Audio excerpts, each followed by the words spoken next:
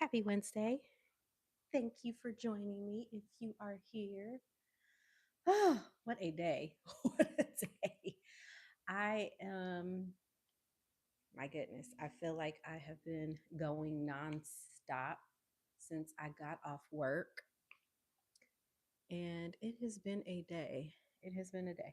I mean, not a bad day. I don't want anyone to think I had a bad day. It's just been a day. It's definitely been one of those days where I'm like, I could use a break. I could definitely use a little break right now. But I am here. I am happy. Um, Definitely ready to drink some wine. It is National Drink Wine Day as well. So, we definitely want to do that. And it is Wednesday. So, what do you do on Wednesdays? You wind down. But I am here and I'm going to crack open the wine. Well, I'm going to put my mic on first because like I said, I've been running since I got off work. Today I have this one's only 11%. Not bad. It's from France. It's a Cabernet. Isn't it pretty? Let's go ahead and get this started. 11%. You can't go too wrong with something that's a little lighter. And I've been hydrating, so I'm definitely good to drink. And I wanted something pretty because of it's pink. Yes, it is. It's so pretty. I bought this one for today last week when I was at my Total Wine and More class because what else would I be doing? But it wasn't on a Wednesday. It was on a Thursday. It was the Valentine class. So we did chocolate and wine pairings, which I thought I was going to do more. Yeah, I suck. I'm just going to leave it at that. But here we go, drinking wine on National Drink Wine Day.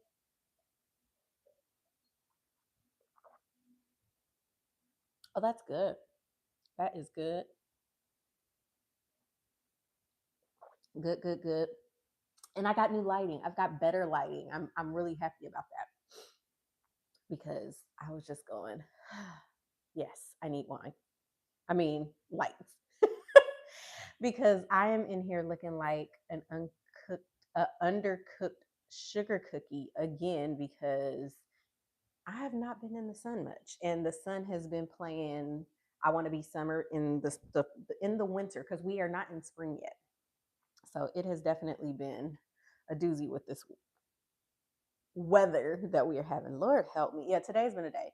My baby had a game, so had to go there. Now I'm here, and I was gonna make an excuse and not go live. And I was like, "Are you fucking freaking kidding me?" Yeah, it's been a day, and I needed this. But everybody, go ahead, grab your selection, get to sipping with me. Let me know in the comments what you are drinking, and please, no water. It's National Drink Wine Day. But tonight's episode is for my lover girls. And when I say lover girl, I do mean the women who love hard, love deep, love intentionally, and love with your whole chest. Even after life has tried to convince you not to. Lord help me, we're going to drink to that. I'm going to be honest. I am a lover girl, like in real life. I love romance, affection, being close, connection, the little things. I'm not one of those women who wants to act like I don't care. Like I am chalant all the way. I do not like nonchalant. I realize how much it actually does not sit well with me, as I've gotten older. I just don't like nonchalant. Like it does not work for me. It doesn't, yeah, it's not my thing. It's like my thing. So, yeah.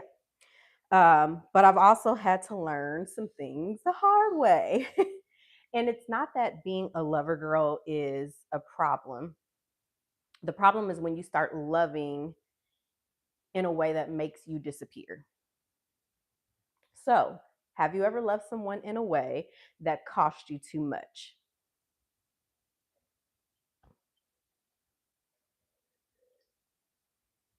I know for a fact that I have. And not because, the person was evil. They're not even a bad person. It's just that because of how I do love, I tend to, and this isn't, this is just me, even platonically, not even when it comes to a romantic relationship. I just give too much too soon. And I've been told I don't make people earn, their places in my life. And sometimes I don't make them earn certain positions and certain efforts, things like that. So, if you're like me and you loved where you just gave enough, explained enough, stayed patient enough, you could love your way into being chosen. And that's such a lover girl thing to do because lover girls, we just want love, that we believe in. And I realize I'm not one of those people that believes you have to be hard to be safe. Um, I'm just not. Uh, I don't want to be the woman that walks around acting like I don't care. I don't want to be the woman to pretend I'm unbothered. And I definitely don't want to feel detached just to feel safe because that's not freedom to me. And what's so crazy is I was on TikTok earlier and I saw a guy that said, I would rather pull back than change who I am to fit your comfort. And it really resonated with me because I don't want to change who I am. If I love you, I love you. I'm going to go all out for you. I'm going to, it's like I'm the person, if you tell me you like something, I'm going to buy it when I see it. I'm the person where if you mention something to me, I'm going to try not to do something. And if I'm going out of my way to do certain things and then you're still like criticizing it, it makes me feel like you really don't know what you want, or you're not telling me what you really want. So it's literally like one of the two. And that's not freedom to me. It's literally, just fear dressed up as standards if I have to not be myself, to be with a person. I don't know what's going on. I just feel like so uncomfortable right now. Um, I've tried being the cool girl, the woman who doesn't need anything, tried to be low maintenance. That is so not me because what I realize is I'm one of those people, I like small gestures. They make me happy. Someone that remembers, little things. Like I said, um, someone that notices when my mood is shifted and not in a way where it's like, oh, I'm mad, but if you can see I'm down and little things to do to, brighten my day, that means something to me. I used to say I didn't like flowers, but I thought I didn't like flowers. I think I was just programmed to not like flowers. But I love the way flowers make me feel. When I look at them and I smile, or, just walking by them and smelling them. I like flowers. I really do. And I recently have bought myself some plants, and surprisingly, they are still alive. So I'm giving myself right now certain romances that I want because me being affectionate, thoughtful, and romantic, it starts with me. No one else can fill those voids, if you're not able to do it yourself. Like I said, I'm the one that remembers you said something one time, and then I'm going to figure out how to make it happen, even if it's 6 months later. I'm not ashamed of that. That's just who I am. I am wired that way, and that is okay with me. So I just do not mind. Um, uh, I was texting a friend earlier, and when I tell you this class was definitely earned. These parents are crazy. Cursing, it's like, Jesus Christ. We signed a code of ethics. These kids are babies. They're literally third and fourth graders. Why are we acting a certain way? But yeah, what am I saying? But recently, I'm realizing that being a lover girl, you'd love to be a Nepo baby. you know, I don't know how that would happen at this point. I can see what I can do, but you'll be a wine baby. How about that? Because y'all, this hair is gonna be in a ponytail like real soon. I don't know what I was thinking straightening it because it's a lot. It's a lot of maintenance. It's a lot to take care of, and it's a lot of in the face. Ah, I miss my curls, but I don't at the same time because it's easy to just be like comb, comb, comb, keep it pushing. I do like that part. Uh, yeah, you can still be soft and still be solid. I am learning that with me, I have to. No thanks, she'll take nepotism. You are terrible. um, it's okay to have boundaries in your romantic relationship, and that's something I did not have. Like, and it's like I tell people all the time, and I had to recently learn to listen to the advice that I give to others. Boundaries are for you, not for other people. It is on you to enforce something that you do not like. You do not want to deal with things like that. Hi. Tell Nina I said hi and give her some apple juice or sparkling cider or something in her glass.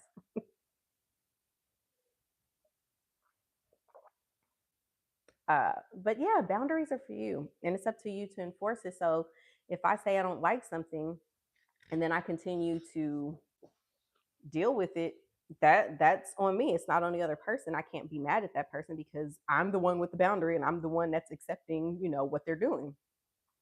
I've been in situations where I was focused on keeping the connection that I started shrinking myself, and it wasn't on purpose. Thank you, girl. I had to. It was time for a change. It was definitely time to switch it up. It's been 5 years since I straightened my hair, so yeah, I had to do it. It's been a long time. I was just like, I had somebody ask me, "Is that all your hair?" I was like, "Yeah, yeah, yes, it is." Took me my whole life, cut it a couple times, things like that. I cut it, I think, an inch off this time, but yeah, it's all mine, out of my head, out of my scalp. See, pull it. Ouch, that hurt. I don't know why I pulled that hard. But I would shrink myself, and it wasn't on purpose. Uh, over explaining my feelings, overthinking every tone shift, trying to be easier, trying not to ask for reassurance, trying to seem like I don't care too much. And that is freaking crazy because the more I did that, the more anxious I became. And now my anxiety is a problem and it's insane. So I didn't want to continue to be that way. So I had to take necessary steps. I didn't want to be, one of those people that I feel like I'm performing versus just being myself. So now I'm like, I'll take a step back. I don't want to, I just want to be authentically myself. And I realize that I am amazing, on my own. And if a person can't see that, then that's not my problem. That's on them because I know I have a lot of good to offer. I know for, a fact that I I'm a good catch. And that's not to toot my own horn or be conceited or anything. I am a good catch. So I wanted to be able to be myself, be comfortable, be confident, be all those things. And I could not do that if I'm letting my anxiety take over because of things that I'm not getting. So now it's just one of those where I'm like, no, I'm over it. We're not supposed to be performative in relationships. I know for myself, I need safety. Consistency is a big thing to me. So if I had somebody tell me, don't start something that you can't keep up. So even if something as small as you go and you and your partner, you go out to eat and you're the one that will pick the restaurant. You can't start that and then not, follow through. Yes, they'll take you out, they'll pay, they'll be like, oh, okay, X, Y, and Z. maybe you have a list of restaurants that you want to go to, but if that's not something that you want to keep up with, you have to speak up in advance. And that is something that I did not do a lot of the time was, voice certain things. Like I said, trying to be, this, oh, I can, do things. But then when I was tired, I wouldn't say anything. Well, if a person got used to you washing their drawers every day, you can't be mad when you finally don't want to wash the drawers, or you never just wanted to wash the drawers. You were just doing it as a favor. You got to be like, hey, I'm going to wash your drawers this time, but the next time I don't want to do it. But consistency is a big thing to me, and I'm sure it is to a lot of people. I'm definitely one of those people that loves emotional honesty, transparency. Um, I don't want to have to ask too many questions because it feels invasive. If you didn't tell me about it, you didn't want me to know about it. So if you're not willing to protect my emotions and you're, doing things and then I find out about it, it's going to make me look at you a lot different. And I like effort. I like someone that matches my heart. If you know that my birthday is a big deal to me, don't downplay my birthday. Like anyone that knows me knows my birthday is a big deal to me. It is a holiday in my eyes. Don't treat it like it's another day. That is a quick way to have me like, oh, you don't like me. Just say you don't like me. You truly don't. And okay, we can figure out if this is something that we want to continue or not. But here's something I think that changes as you get older. When you're younger, to me, love feels like, let me show you how much you can give. Like, I just want to give, give, give, give, give, and sometimes you give until you're in the negative, and it's not healthy. But as I'm growing, I'm realizing it's how well can I choose when it comes to what I choose to do, what I'm choosing to accept, things like that. Because choosing it means choosing yourself. Love shouldn't cost you your peace. And I realized that there's a lot of times where I was not at peace.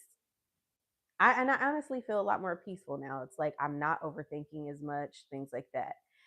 It shouldn't cost you your self respect. I'm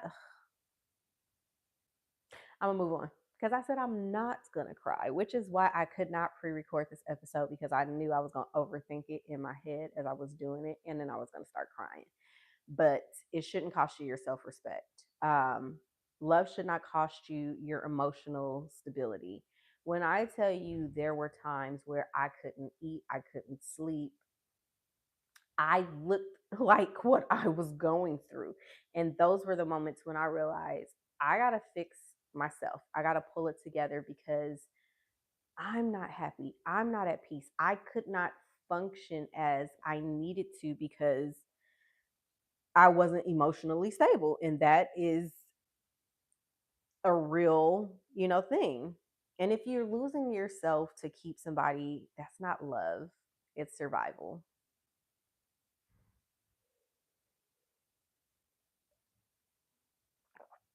Another thing I'm starting to learn is love isn't always easy. It's just not. You're different people going through different things. Oh my gosh, the tannins on this wine are so good. um, it hit me so good. Hey, Megan, welcome. Oh my gosh, this wine is really good. The tannins really got me. But love isn't always easy, and I get that. But I am saying if I'm consistently anxious, consistently confused, consistently overthinking, consistently waiting and questioning my own self worth, I'm not in love. I am in some controlling shit that I don't want to be a part of. Honey, I have me a nice Cabernet. It's 11%. It's a rosé Cabernet. And this is so good. It is from France. And I feel like I need to buy everybody a bottle of this because it is just like way too good. And I feel like I need an In-N-Out burger to go with it. Don't judge me. Don't judge me. But an In-N-Out burger would go so fire with this wine right now. But then again, I could just be hungry too because I did not have time to cook or stop and get something. So I'm a little hungry. And all I had was a peanut butter and jelly sandwich because I thought I had more bread than I did, and I didn't. So yeah, it is what it is. But I don't want to be in a controlling situation either. I don't want situationships. I actually want a partnership. I'm learning so much about myself, you guys. This is me in my exploration stage, and it's so wild that it's happening in my 40s. But I like it. I like seeing what I want, what I don't want. And while I should be like, I don't want to be in love no more because that shit sucked, it didn't all the way suck. There were some good. So that's what makes me still feel like there's some hope out there. But at the same time, I like I said, I'm a lover girl. And because healthy lover girl is still soft, affectionate, and believes in love, um, I'm also not going to beg for clarity. That is something that I've done before. And I tell people all the time, me talking about my experiences on here actually helps me see a lot of myself because it's so many of us that have done it. And I tell people all the time, we've all been the dumb girl before. And if you haven't been the dumb girl, then you know somebody that has been the dumb girl. And we all ask ourselves why. And I had to tell another one of my friends, because like I said, I haven't been just the only dumb girl. Most of my friends have been the dumb girl at a certain point. But I don't tell people to leave, their person because you can't leave until you're ready to leave. And sometimes you have to, people stay, they go back until they're sick of the person so they don't go back. Because let me tell you, one small shift, in your energy, a person is going back. I'm starting to realize that healing isn't linear, it is fucking messy, and it will have you on an emotional roller coaster that you did not know you needed to be on. And it helps you grow, you see, you're like questioning things, but it is what it is. Um, but I'm saying that gently because, like I said, I used to do that. I used to think that if I explained the right way, it would click. But grown love don't require no PowerPoint presentation. Let me tell you, pe- the people that don't get you are not meant to get you. Your words are falling on deaf ears. I'm not going to shrink my needs anymore. I don't want to do that. I don't want to act like I don't want to be dated. I don't want to act like I don't want the honeymoon phase forever. Because once the honeymoon phase is gone, that person is going to start, I guess you can say, not liking you the same way that they used to. I don't want that. I don't want that. I want the honeymoon phase to last until I die. So it is what it is. Um, I don't want to act like reassurance is childish because even as a parent, I realize you have to reassure your kids. People just need reassurance. They need to know they're doing a good job. They need to know that everything is on the up and up. That's just point blank, period. Um, I don't want to act like wanting effort is too much. Listen, I'm not asking for, Michelin star restaurants to go to, but dang, take me out sometime. Tell me, hey, be ready, we're going to go do this. A date does not require, you know, spending thousands of dollars, hundreds of dollars even. Sometimes dates, the cutest dates to me are just doing the small things that I like. Go with me, my son and I have really grown fond of the Botanical Gardens in PV. It's one of our favorite places to go. And we have gone many, many times and we still can't navigate the whole thing. We went January, I think it was. And we went because they had the little dino thing there, and you got to see these like life-size dinos. So like they were the size of what the dinos were when dinos became extinct. And we went and did that. When I tell you, we were in places, I was like, I don't think we've ever been here. And I'm pretty sure I don't think we're supposed to be in this part of the garden. And then we were running into staff, and they're like, hey, what are you doing here? Go to the garden with me, walk with me, take pictures with me, hold my hand, put your arm around me. I don't think that's too much. Um, I don't want to perform to be chosen. I don't. I'm automatically a giver. I sometimes overgive. I give because it makes me happy. But I realize that givers can't be given to takers because takers will take advantage of you. And not that some people don't realize they're being a taker, but there are some people that are just takers by nature and they don't know they're being a taker. Um, and I don't want to keep overextending. I will do things sometime to make other people's lives easier, and I don't have anything in me left to give. And sometimes that is, it builds resentment. It builds resentment. I'm not going to lie about that. So I don't want to lose my rhythm. I want to be able to eat, sleep, laugh, create.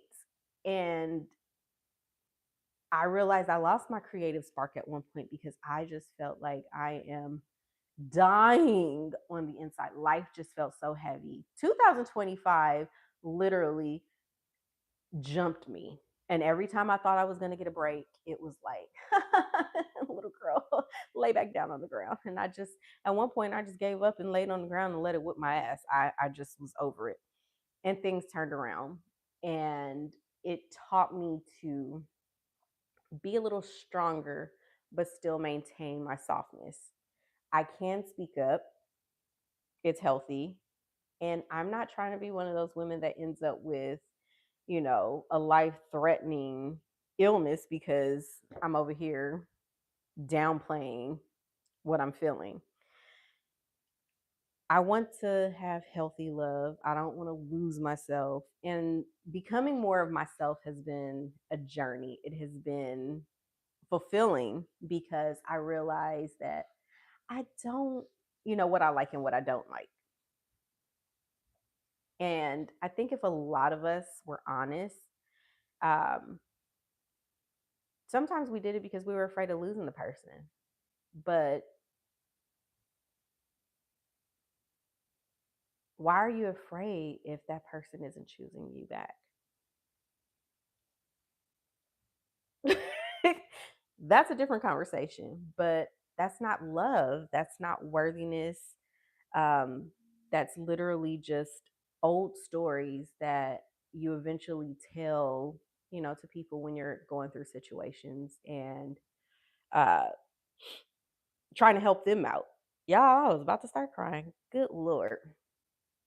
And I'm saying this because I've lived it.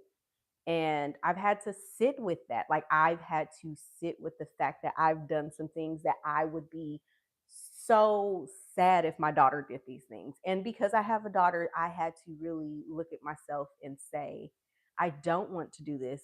I want to be the best, role model. I want her to be proud of me. And I am not going to make her proud if I'm over here sitting here trying to play to pick me.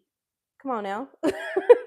So I don't want to be picked. I want to be met where I am. I want to be, happy, genuinely happy. So I'm always going to be a lover girl because that is who I am through and through. Trying to be nonchalant is not who I am. Like I said, I want the romance. I want the softness. I want the intimacy. And I just recently had to explain to somebody there's a difference between intimacy and sex. I'm not talking about sex. I'm talking about, being intimate. Someone that knows you so deep that they know your moods. They know when you're sad. They know when you need a hug. They know when you need a smile. Sometimes they can feel it when you're going through. Like, it's to the point where even with, my friends, they're like, "How did you know?" I was like, I just know you. You can tell, you sense it almost. And I want someone that knows me on that level. and can do it consistently, not just when, they're in a good mood. So, yeah. And I don't want to lose myself at the expense of trying to keep someone. It just means you got to be alone a little bit longer. Um I've been recently saying I'd rather be alone than be in a relationship where I'm slowly disappearing and I'm not going to be able to find myself. I don't want to do that again, ever. So, yeah. And it takes time. It doesn't happen overnight because, trust me, this is still an ongoing process. It's a lot of self reflection, it's a lot of resilience. And I don't have to be someone that I'm not. But, I want you to know something. Being soft is not the problem, because being soft with someone that values your softness is the most amazing feeling on the planet. But tonight, we're going to toast to the lover girls who are learning how to love without losing themselves, to the women who still believe in love, because I feel like a lot of us have become so jaded with how things are going in life. But you're not going to abandon yourself to prove it. And to the kind of love that feels safe, clear, and mutual. I hope that someone can take something from this and know that you are not alone and you're not stupid for being a lover girl. um, and drop me a comment to let me know if you're a lover girl. What is something that you want to change, to better yourself so that way you get the love that you actually want? And if you've ever loved somebody that cost you, too much of yourself, um, I will be back next week for the final week of the Love Month, as well as Black History Month. I realized I did not do any Black History content this month. That is so not like me. I did the first day of acknowledging, and that was it. And then I have something special lined up for March, because we all know how much I love the month of March because it's my birthday month. And I've got a lot. And it's also International Women's Month. So I've got a really fun month lined up for March. But I'll be back next week. And I hope you guys enjoyed tonight's conversation. And I will see you next week. Cheers.